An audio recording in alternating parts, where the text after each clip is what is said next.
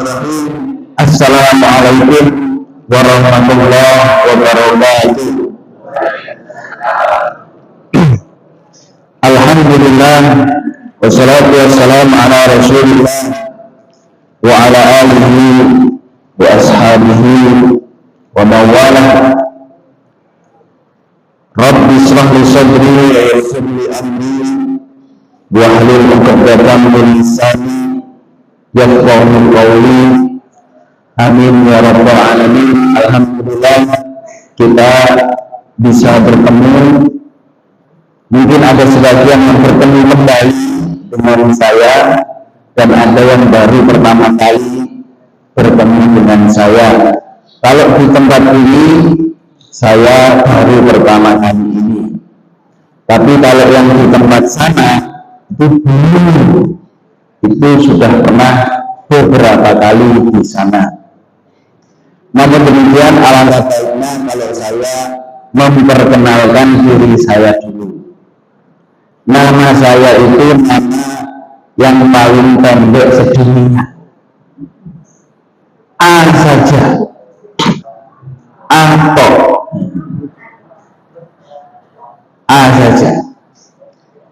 Jadi kalau sampai lupa dengan nama saya itu terlalu. Di samping namanya gampang diingat, potongannya ini juga gampang diingat. Insya Allah yang paling panjang jenggotnya ya, di Muhammadiyah sampai Nuwani itu saya. Insya Allah ya, ini saya tahu. Tapi meskipun saya begini, belum betul teroris ya bro. Tapi saya suka teroris. Terong diiris-iris, makan aja. Saya ini di Rogo Jambi, PJM, bagian pabrik, ngajar di sekolah ketua ISMUBA di SMK Muhammadiyah Imam Rogo Jambi. Di PBN saya ketua LDK. Kalau ada MPDK, nah DK-nya itu saya ketuanya, MP-nya Ustadz Latif. Ustadz Latif, MP, biasanya bidangnya di masjid-masjid, di musola, gitu. Kalau saya tidak, saya bagiannya di tempat-tempat basah. Kalau di Rogo Jambi ada namanya Padang Pasir, agak ke selatan ada namanya Padang Bulan. Nggak tahu daerah Pibilan itu katanya Turian. Itu tempat-tempat begitu itu bidang saya. Kalau di Banyuwangi itu di lapas, di lembaga pemasyarakatan. Jangan sekalian yang dirahmati Allah Subhanahu wa Ta'ala, kita akan bahas tentang jihad. Jangan takut diri. Waduh ini sing ceramah jenggot dewe, celana licin, bahasanya jihad ini. Diajak perang diri. Tidak. Ini jihad selain perang yang terdapat di dalam hadis-hadis Nabi Shallallahu Alaihi Wasallam. Artinya pahalanya setara dengan jihad fisabilillah, tetapi dikategorikan sebagai jihad. Amalan-amalannya apa saja, itulah yang nanti akan kita bahas. Yang disebut dengan jihad itu sebenarnya biasanya memang kalau orang itu disebutkan jihad itu perang, padahal tidak, padahal luas itu arti jihad.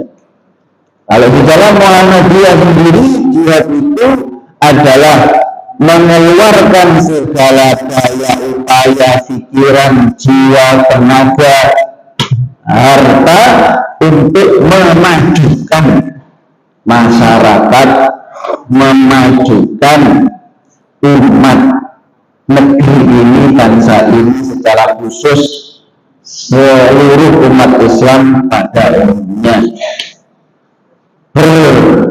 memberikan sumbangan, memberikan sedekah, itu juga adalah jihad. Bahkan disebutkan oleh Rasulullah SAW, afdalul jihad jihadur rajul ayyujahidar rajul nafsahu wa hawahu. Jihad yang paling utama yaitu jihadnya seseorang di dalam melawan hawa nafsunya dan melawan dirinya sendiri. Yang paling berat itu kita melawan diri sendiri, Bapak Ibu sekalian. Sudah niat mau pengajian, itu yang paling kan ini tulis mosok saiki itu diri sendiri. Ojo ketok sering-sering, kan yang penting ketok kadang-kadang. Nah, itu yang diri sendiri itu diri sendiri. Ini kan harus menyetan.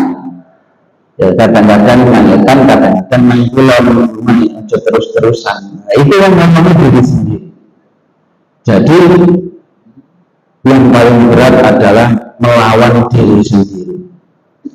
Lalu bagaimana supaya tiap-tiap kita itu bisa mengkondisikan atau kita bisa mengendalikan hawa nafsu itu? Untuk mengendalikan hawa nafsu, maka kata Rasulullah, yang pertama caranya yaitu puasa Ramadan atau puasa sunnah Senin Kemis Daud atau puasa-puasa yang lainnya. Dengan puasa maka hawa nafsu itu akan terkendalikan, terutama bagi yang anak-anak muda. Makanya kata Rasulullah, ya masyarakat sahabat, man istata'a minkumul ba'ah falyatazawwaj. Wahai anak-anak muda, kalau sudah mampu ba'ah, mampu secara lahir dan batin, sehat jasmaninya, kemudian sandang pangannya cukup, maka segera menikah. Tapi kalau belum mampu, falyasum, hendaklah berpuasa, fa innahu lahu bihi wujud, karena dengan puasa itu akan menjadi tameng bagi dirinya. Puasa bagi pemuda-pemuda yang masih belum menikah. Banyak di Banyuwangi dan sekitarnya itu yang minta kepada saya untuk dicarikan, entah itu yang minta bapaknya, entah itu yang minta anaknya sendiri. Makanya sebagai LDK ini saya masih mikir mungkin akan kita dirikan Biro Jodoh Muhammadiyah yang melingkupi seluruh Banyuwangi. Ini kabar gembira bagi para jomblo-jomblo. Tapi ini sepertinya jomblonya enggak sudah berkeluarga semuanya. Jadi nyari-nyari, minta ada yang bapaknya yang minta kita carikan. Wah, sewenang bapaknya, cocok tak cocok. Nomornya saya minta, saya kasihkan ke yang laki-laki. Yang laki-lakinya kemudian telepon saya, Pak kok nggak bisa dihubungi? Saya hubungi bapaknya, Pak kok nggak bisa dihubungi? Bapaknya hubungi anaknya, kenapa kamu kok nggak bisa dihubungi? Ternyata anaknya sudah punya calon sendiri.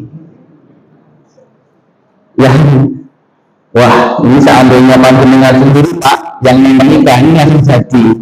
Cuman kan yang nikah bukan panjenengan, saya bilang begitu. Anak, jadi itu banyak. Ya, jadi kadang-kadang juga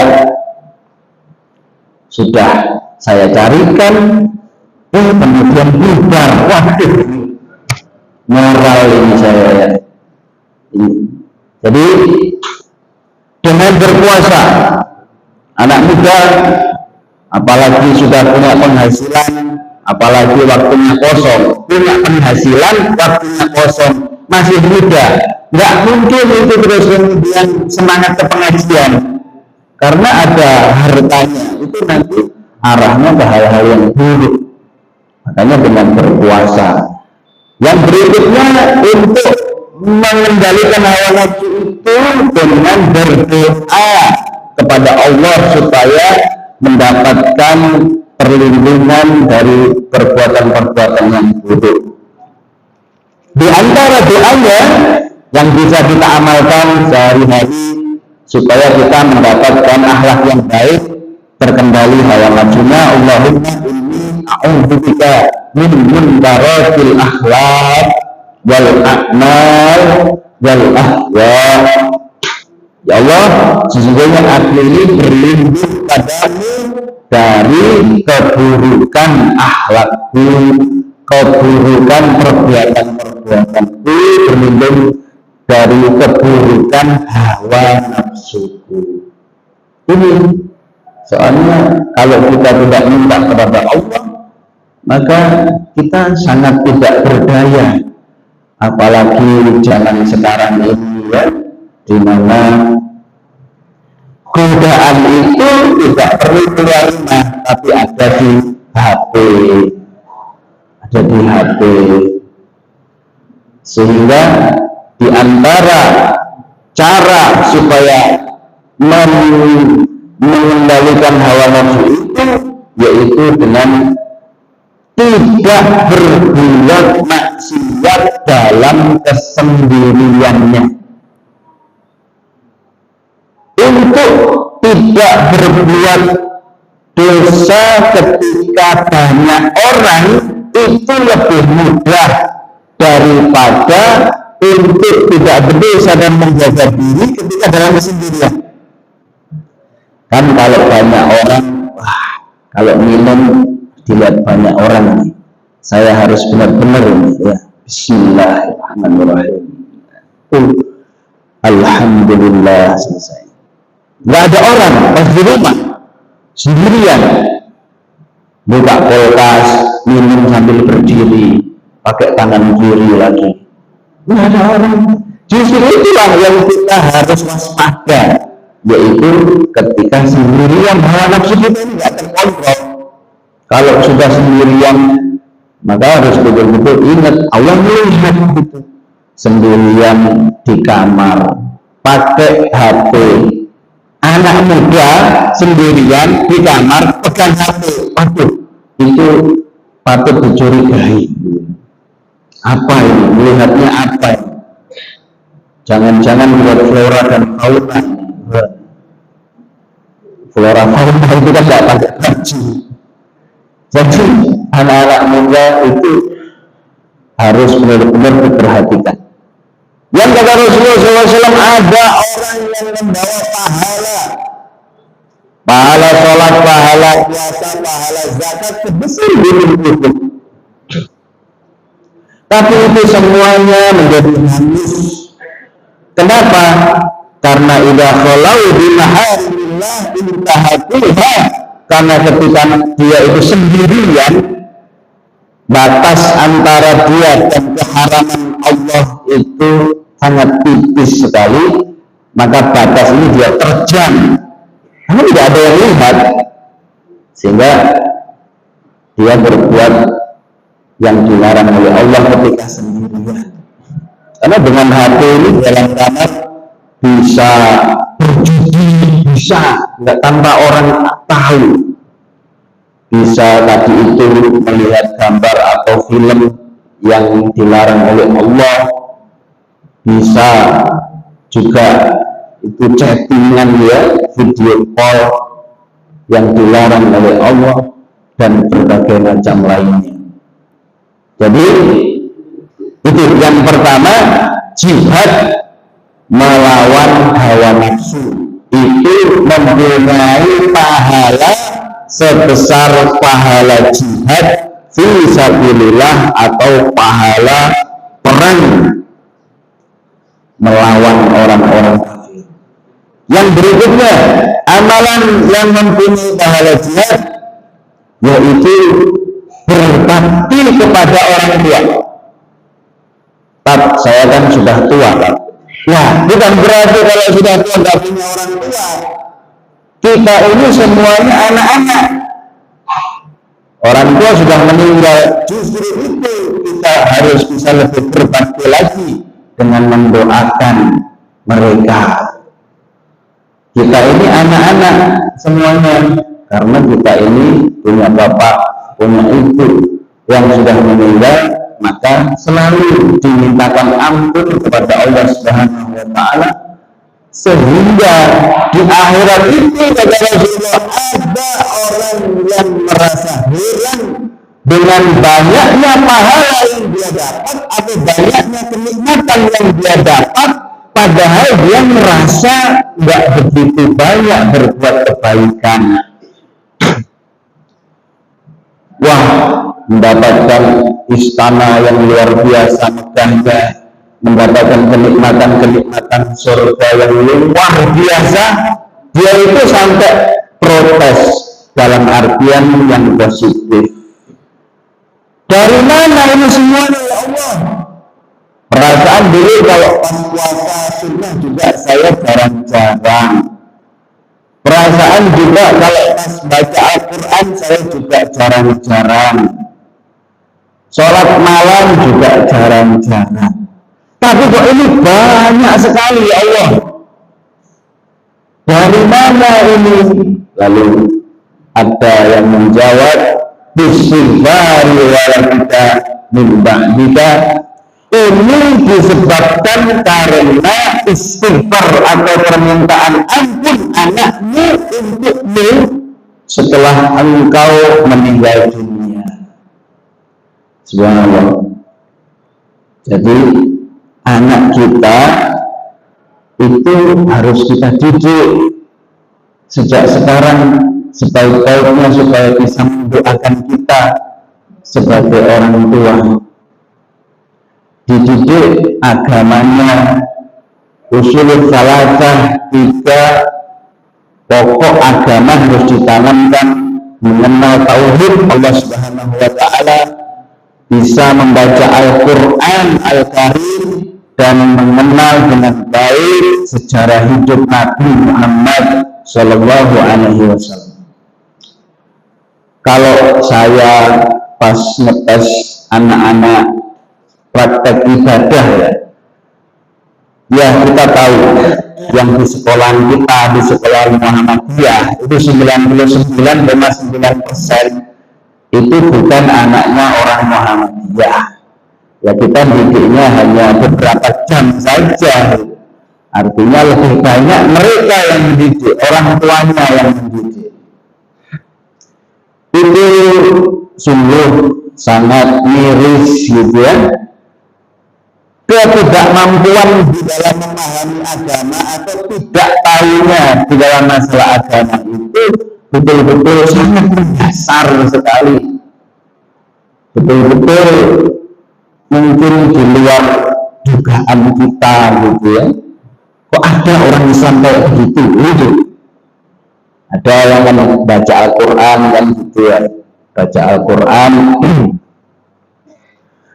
itu Al-Qurannya kan di hadapan gitu gini, itu Al-Qurannya kebalik, Al-Qurannya ngadep saya gitu. Al-Qurannya menghadap saya, jadi dia bacanya itu secara terbalik. Saya husnudon, ini paling bisa sebenarnya anak ini soalnya biasa baca Al-Quran sehingga terbalik pun itu dia bisa. Di sampingnya teman-temannya gitu ya, sampingnya teman-temannya, tapi kurang perhatian awalnya temannya ini. Dibaca ini dari atas, Bismillahirrahmanirrahim, baik. Tapi setelah itu ngambil gitu. Lanjutkan. Lalu teman-temannya melihat, Quranmu lo kuali, katanya begitu. Iya, masuk toh hidup. Bayangkan orang Islam nggak tahu Quran jujur begitu sama Quran baik begitu itu nggak tahu bedanya. Itu ada, dan tidak hanya satu, ada beberapa. Itu kan menunjukkan sejak kecil, sejak bayi kotor itu nggak diajari sampai besar, nggak ngerti bedanya antara ba sama ta, ya nggak ngerti antara bedanya alif sama lam, sampai segitu. Anak yang lain juga ada. Ayo nih dibaca surat pendek wadduha, boten apa Pak kula Pak. Yes, sing luwih pendek maneh. Wallahu ahad. Boten apa Pak kula Pak. Wis. Ya Al-Fatihah. Itu Al-Fatihah bisanya cuma setengah, Pak. Bismillahirrahmanirrahim. Bisa lumayan Al-Fatihah bisa. Ternyata di tengah mandek. Dah syahadat nggak bisa Pak syahadat. Syahadat nggak bisa. Udah tak kasih pertanyaan bagi orang Islam ini paling mudah sedunia. Sholat subuh berapa rakaat? Kata temennya yang di sampingnya. Telur. Itu dia dengan bedanya 3 Pak. Begitu. Tenanan sambil tolak-tolak. Bener. Setelah itu kita ketawa-ketawain sama teman-teman yang kepalanya begini kan. Sholat subuh telur. Ini benar. Ini kan berarti tidak pernah sholat sejak kecil. Kalau bilangan rakaatnya saja tidak tahu, apalagi bacaan-bacaannya, apalagi doa untuk kedua orang tua, apalagi mendoakan kedua orang tua, udah dia tidak kepikiran. Makanya kita harus menjadi orang yang cerdas. Orang yang cerdas menurut Nabi itu bukan orang yang titelnya tinggi, S2, S3, profesor, bukan itu. Al-Qayyusu, orang yang cerdas. Orang yang cerdas itu kata Rasulullah adalah aktsaruhum lil mauti dzikran, yang paling banyak mengingat mati. Wa ahsanuhum lima ba'dahu istiqdadan, dan yang paling baik persiapannya untuk kehidupan setelah kematian. Menjadi orang yang cerdas, persiapan ini harus kita siapkan untuk diri kita dan keluarga kita, anak-anak kita. Orang tua yang mencintai anaknya adalah orang tua yang cerdas, yang artinya mempersiapkan untuk anaknya ini bukan hanya setahun 2 tahun, tapi bukan hanya 10-20 tahun ke depan, bukan hanya dia disiapin sekolahnya, anaknya masih bayi ya, baru lahir, gendong. Ini sudah saya siapkan loh, ini sekolahnya ini nanti di sana sudah saya nabung sekarang, bahkan sudah disiapkan tanah, sudah disiapkan tanah, terus nanti juga sudah disiapkan rumahnya, sudah disiapkan juga uang untuk beli kendaraannya, itu disiapkan semua. Sudah sampai situ aja Pak? Iya, insya Allah sudah hidupnya bahagia. Ini tidak sayang namanya. Kenapa? Karena akhirnya terlupakan. Persiapan untuk anak kita, untuk keluarga kita, sampai akhiratnya harus disiapin. Itu namanya orang yang cerdas, menyiapkan untuk akhirat keluarga kita. Bagaimana supaya mereka itu sebagai orang tua kita, mereka itu mau mendoakan kita? bergerak hatinya untuk mendoakan kita. Ini tidak bisa hanya semalam kemudian anak berubah jadi anak yang soleh, itu tidak bisa. Harus dididik, harus benar-benar dididik sejak dini, sejak kecil. Tak susah sekali kan menyuruh anak sholat, masya Allah, jangan kayak wes merah. Itu bukan hanya panjenengan, saya bilang begitu. Semuanya juga begitu, anaknya ustaz juga begitu, anaknya kiai juga begitu, anaknya ulama juga begitu. Kalau dibiarin saja, artinya cobaan itu bukan hanya anaknya orang biasa, semuanya. Memang dikira kalau sudah anaknya ustaz dibiarin aja, terus kemudian jadi ustaz juga. Ya enggak. Jangankan anaknya ustaz, anaknya nabi saja ada yang durhaka, ada yang maksiat kepada Allah. Itu nabi yang tentu saja sudah berusaha semaksimal mungkin untuk membuat anaknya ini soleh. Apalagi kita orang biasa, apalagi nggak mau usaha, ya susah. Kadang-kadang anak-anak itu ya sering saya kalau di sekolah itu saya tanya ketika jam pertama itu, ayo siapa yang tadi sholat subuh? Cuma 2 ya. Benar ini. Kelas yang lain saya pagi lagi begitu, cuma 2. Benar lah kata Allah Subhanahu wa taala dalam Al-Qur'an, "Fakhalafa min ba'di khalqun adaa'us shalah wattaba'us syahawat." Mereka meninggalkan generasi yang meninggalkan sholat dan mengikuti syahwat. Kalau giliran ditanya siapa yang jadi sholat, cuma 2. Tapi kalau malamnya ada lomba futsal atau sepak bola, itu yang antar sekolahan, yang pulangnya sampai jam 2, sampai jam 3, banyak yang mabuk-mabukan, itu sekelas itu pada lesu ya, pada banyak yang tidak masuk. Siapa yang tadi malam lihat futsal, wacung semuanya. Sholat tidak ada, sholat cuma 2 gitu. Ini yang lain-lain saya perdalam pertanyaannya. Apa kamu itu tidak dibangunin sih sama orang tua itu untuk sholat subuh? Enggak Pak, saya perdalam lagi. Ya orang tuamu sholat apa enggak? Enggak Pak. Bagaimana mau membersihkan rumah kalau sapunya kotor, kalau pelnya kotor, tempat alat cucinya itu kotor, itu tidak bisa. Itu terus begitu.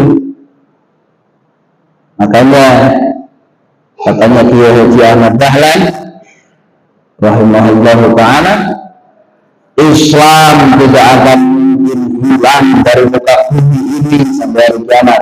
Tapi siapa yang bisa menjamin Islam tetap ada di bumi Nusantara ini di Indonesia 100 tahun ke depan? Kalau anaknya kayak begitu semua, ini nanti lahirin anak begitu juga. Mereka begitu itu karena orang tuanya begitu.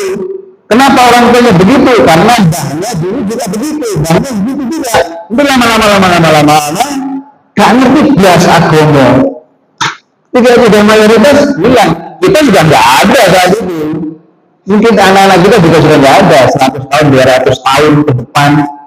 Bisa jadi yang kata Rasulullah SAW di antara tanda hari kiamat, dan itu pasti terjadi, yaitu hukum-hukum Islam ditinggalkan, dan yang paling terakhir ditinggalkan adalah sholat. Sudah nggak ada orang yang sholat lagi. Bahkan orang yang paling paham agama, ada kepedulian dengan agama, itu hanya mengatakan, dulu saya itu pernah mendengar kakek saya ada orang yang ngomong la ilaha illallah. Ini aja, la ilaha illallah. cuman paham kata la ilaha illallah itu orang terbaik saat itu. Sholat nggak ada, haji tidak ada, lupa semua sudah. Mungkin hanya menjadi sejarah di buku-buku pelajaran. Ini kan memang sudah akan terjadi begitu, ya sudahlah, biarin aja. Tidak boleh begitu. Kita harus berusaha untuk ikut andil di dalam mencegah terjadinya hal itu, di mana itu adalah ibadah. Jadi jihad fisabilillah adalah berdoa untuk kedua orang tua. Kita sebagai orang tua hendaknya mendidik anak supaya jihad fisabilillah atau jihad di dalam mendoakan atau berbakti kepada orang tua. Yang berikutnya yaitu menuntut ilmu.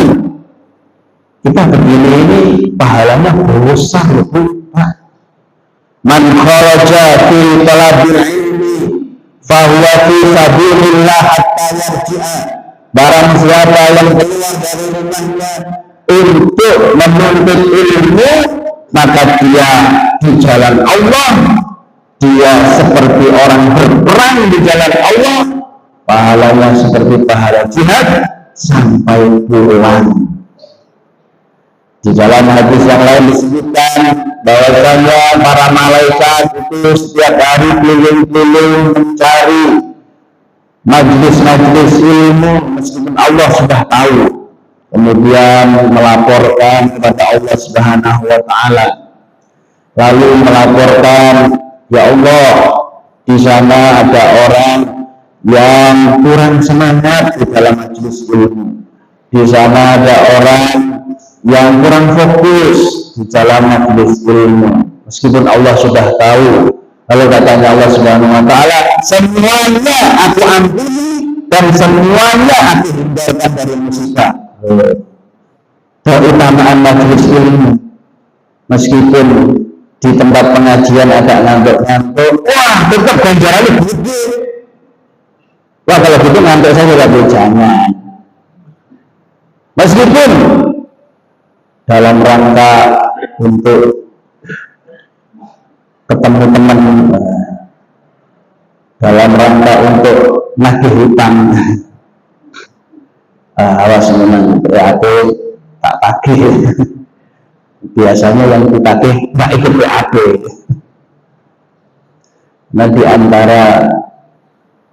antara muslim yang baik, ahsan bin qadaan, yang paling baik di dalam bayar utang. Artinya pahalanya besar, bayar utang 4 waktu itu pahalanya luar biasa. Pelajarannya juga adalah jangan jadikan hutang sebagai hobi. Jadikan hutang sebagai hobi. Kenapa? Karena ada sebagian dari harga diri kita yang diambil oleh orang yang menghutangi kita. Jadi nggak enak, mau jalan sini sana kelihatan aduh kurang bayar, nenggok sini nggak enak, mau PAP aduh kurang bayar, praktisi lah kegiatan di Muhammadiyah aduh kurang bayar, aduh gak ada DCS. Ada loh Pak, tapi tidak saya sebutkan namanya dan di daerah yang mana orang keluar dari Muhammadiyah gara-gara utang. Saya lihat awalnya aktif waktu itu, aktif terus beberapa tahun aktif. Sampai kemudian orangnya nggak ada, jarang-jarang kelihatan. Akhirnya nggak pernah kelihatan sekali, sudah hampir setengah tahun gitu. Terus kemudian saya iseng-iseng bertanya, tentu ya sama bapaknya, bapak Fulan tentu. Wah, ini kata hutang ya Pak, tentu tentu bisa nih, betul terus buat icau. Sampai sekarang nggak pernah balik, sampai sekarang. Itu padahal aktif itu di Muhammadiyah. Nah, itu ini di antara yang pahalanya besar, tapi tidak sampai sederajat jihad tadi itu adalah baik di dalam membawakan dan menuntut ilmu, belajar. Man yuridillahu bi khairan yufaqihu fid-din, barang siapa yang diberi, barang siapa yang dikehendaki kebaikan oleh Allah, maka dipahamkan oleh Allah di dalam masalah agama. Ini berarti ketika seseorang itu dimudahkan untuk bisa ke pengajian misalkan, untuk memahami agama, berarti ini akan diberi kebaikan yang lebih oleh Allah Subhanahu wa Ta'ala. Ketika seseorang itu merasa sulit untuk pergi ke pengajian misalkan, maka kebalikannya, ini dia akan mendapatkan sesuatu yang tidak baik di dalam kehidupannya. Makanya kita selalu berdoa supaya diberi hidayah taufik oleh Allah Subhanahu wa Ta'ala. Hidayah itu ada dua, hidayah taufik dan hidayah irsyad.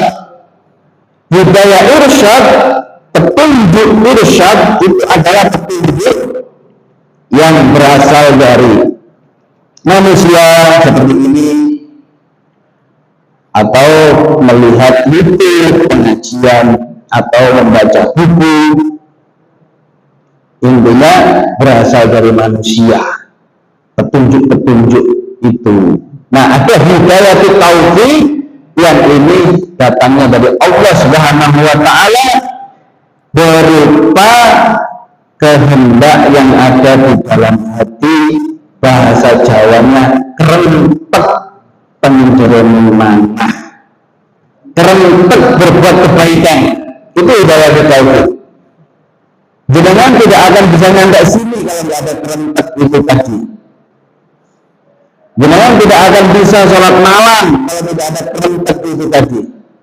Jadinya nanti paksaan gitu. Nah, kerempet untuk berbuat kebaikan ini datangnya dari Allah. Orang tidak akan bisa berbuat kebaikan kalau tidak ada hidayah taufik tadi itu. Makanya katanya para ustaz, billahi taufik wal hidayah. Billahi taufik wal hidayah. Jadi kita selalu meminta supaya mendapatkan hidayah taufik. Bagaimana hasil dari belajar kita itu diterima oleh Allah atau tidak? Apa ciri-cirinya? Ibadah kita itu mempunyai efek yang baik atau tidak? Apa ciri-cirinya? Ciri-cirinya yaitu al-amalu sholih ba'da amalis sholih. Perbuatan yang baik kalau mendorong dirinya untuk berbuat baik selanjutnya, itu menunjukkan perbuatan baik sebelumnya itu diterima oleh Allah Subhanahu wa Ta'ala. Kalau orang berpuasa Ramadan terus kemudian setelah puasa Ramadan dilanjutkan dengan puasa sunnah, itu menunjukkan bahwasanya puasa Ramadannya diterima oleh Allah Subhanahu wa Ta'ala. Kalau orang bersedekah kemudian setelah bersedekah ingin bersedekah lagi, itu menunjukkan bahwasanya sedekahnya diterima oleh Allah Subhanahu wa Ta'ala. Orang sholat malam kemudian ingin sholat malam lagi pada besoknya lagi, itu menunjukkan salah satu indikasi apa yang telah dia lakukan itu diterima oleh Allah Subhanahu wa Ta'ala. Jadi kalau kebaikan kita itu memotivasi diri kita untuk terus berbuat kebaikan terus, maka itu menunjukkan sebelum-sebelumnya ini diterima oleh Allah Subhanahu wa Ta'ala. Begitu pula sebaliknya, kalau habis puasa terus kemudian berhenti sama sekali, tidak ada kerentek untuk melanjutkan, tidak ada kerentet untuk sholat malam, ngaji dan sebagainya, malah merasa nggak enak, malah melampiaskan apa-apa yang tidak bisa dilakukan pada bulan puasa, itu menunjukkan bahwasanya apa yang dilakukan sebelumnya itu tidak diterima atau kurang diterima oleh Allah Subhanahu wa Ta'ala. Nah, sehingga kalau sekarang kita ini merasa senang pengajian, alhamdulillah, itu mesti akan ada kebaikan-kebaikan berikutnya yang dia terima dari Allah Subhanahu wa Ta'ala. Kebaikan bukan hanya berupa uang, berupa harta, tapi bisa berupa istri yang solehah, suami yang soleh, anak-anak yang soleh-solehah, keluarga yang harmonis, keluarga yang baik, dicukupkan rezekinya oleh Allah Subhanahu wa Ta'ala. Itu akan diberi kebaikan. Kemudian yang berikutnya, nah ini yang banyak dilakukan oleh Muhammadiyah, as-sa'i alal armilah wal miskin kal mujahid fi sabilillah. Orang-orang yang berusaha untuk membantu para janda-janda yang kesusahan, yang kesulitan, dan orang-orang miskin seperti pejuang perang di jalan Allah, awil qa'im min nahar awil qa'im min lail, ada seperti orang yang terus-menerus mengerjakan sholat malam, awil sha'im min nahar, atau seperti orang yang puasa sunnah terus-terusan. Kita berusaha untuk membantu fakir miskin, berusaha membantu para janda-janda ini, ya, bukan jandanya, intinya itu bukan itu, Pak, ya, tapi miskinnya, kekurangannya itu ada pas bagi-bagi pepel kurban. Nah, ini kaya, ini kaya, tapi kan janda. Ini kaya, jadi tidak berbantu meskipun janda. Kadang-kadang kalau sudah janda itu ada semangat pada bantu, padahal dari sisi ekonomi tidak perlu. Dan kita itu di dalam membantu bukan hanya di komunitas ya, komunitas fakir miskin saja, tapi lebih dalam dari itu. Kalau di bagian saya, ya, komunitas yang termarginalkan, ya, seperti yang di Turian tadi itu atau di Padang Ulam. Mereka itu banyak jandanya, mau kalau dientaskan dari situ dengan dinikahi atau dinikahkan, itu asal hidupnya itu terjamin. Jadi salah satu caranya mengentaskannya itu gitu, mencarikan suami untuknya. Dan banyak juga di antara mereka itu yang ternyata bacaan Al-Qur'annya itu bagus gitu ya. Kok bisa nyasar di sini video, bacaan Al-Qur'annya bagus.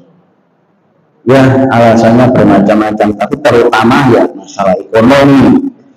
Biasanya gitu.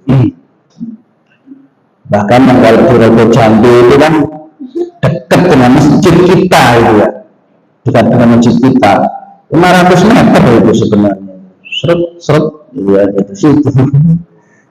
Tapi selama ini masih belum pernah kita kesampingan di sana. Untuk masuk di situ susah. Saya ngomong sama RT-nya gimana?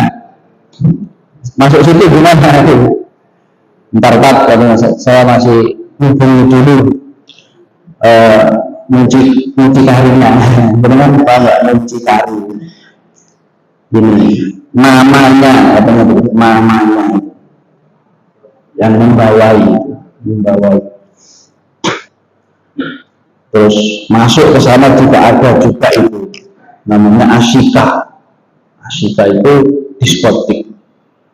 Tidak Jambi itu diskotik. Itu punyanya Pak Haji diskotik itu. Pak Haji pernah itu pekerja-pekerjanya itu ya, mohon maaf namanya kurel itu istilahnya itu ngekos di samping masjid itu kan sini tanah kosong, sininya kan di kos-kosan, itu pada ngekos di situ saat itu ya, sekarang sudah enggak itu. Terus waktu itu depan masjid ada orang jualan bakso depan masjid pas, sehingga sering mereka itu beli bakso di tempat depan masjid itu, tapi beli baksonya dengan pakaiannya itu, pakaiannya yang begitu itu, pakaian narkoba. Orang mau jamaah ngelihat dulu mesti nggak bisa lihat, nggak bisa, nah itu kelihatan gitu ya. Akhirnya dia mengganggu orang sholat, mengganggu pikirannya bapak-bapak yang sholat.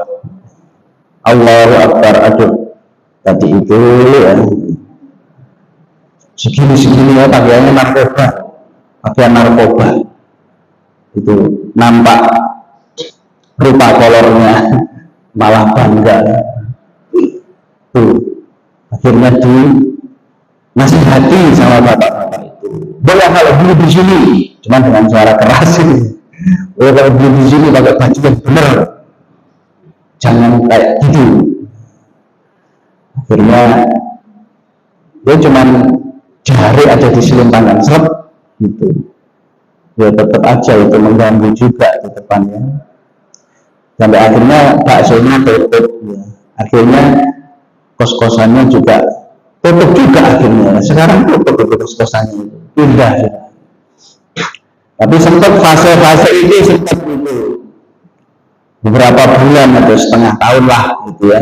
Itu subuh kita berangkat ke masjid, mereka pulang dari asikannya gitu, sambil rambutnya awut-awutan gitu, keluar dari mobil atau bonceng tiga gitu. Ya itu termasuk bagian dakwah juga sih. Jamaah sekalian berahmat Allah Subhanahu wa taala. Jadi membantu fakir miskin, membantu janda-janda tua yang kesulitan yang biasa kita lakukan ya, terutama di Muhammadiyah ini, dengan banyaknya amal-amal usaha om-om itu yang tujuan utamanya adalah membantu umat, itu mempunyai pahala jihad fisabilillah yang luar biasa sekali banyaknya. Kurang 5 menit. Kemudian yang berikutnya yaitu, nah ini gampang, semuanya insya Allah sudah kita lakukan, hanya supaya kita lebih semangat dan motivasi lagi dengan mengetahui besaran pahalanya. Yang berikutnya yaitu menunggu sholat setelah sholat, yang kata Rasulullah Shallallahu Alaihi Wasallam, isbahul wudu alal madari, berwudu dengan sebaik-baiknya wudu, kemudian wa kasratul khudu ilal masajid, dan banyaknya pergi ke masjid,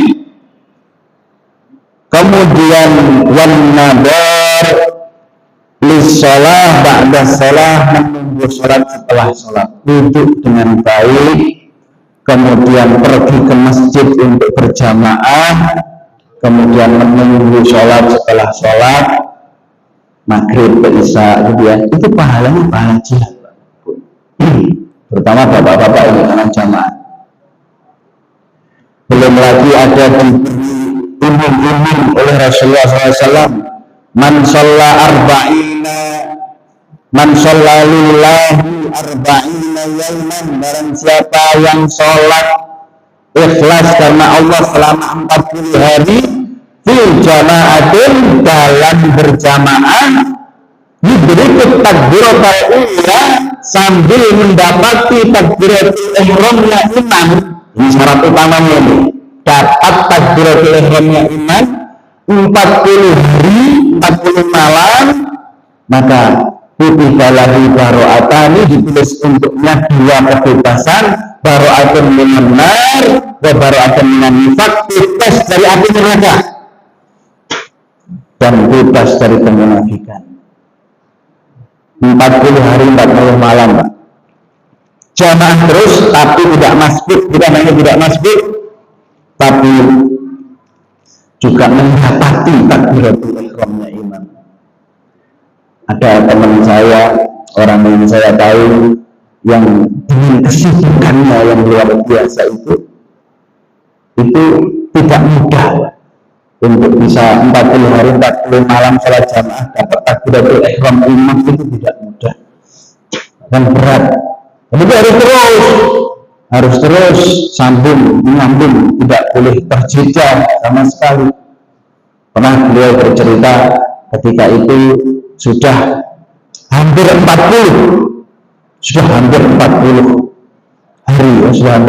hari, terus saat itu sudah komat ya, dan jalan ke masjidnya itu agak sempit, cukup untuk 1 mobil aja.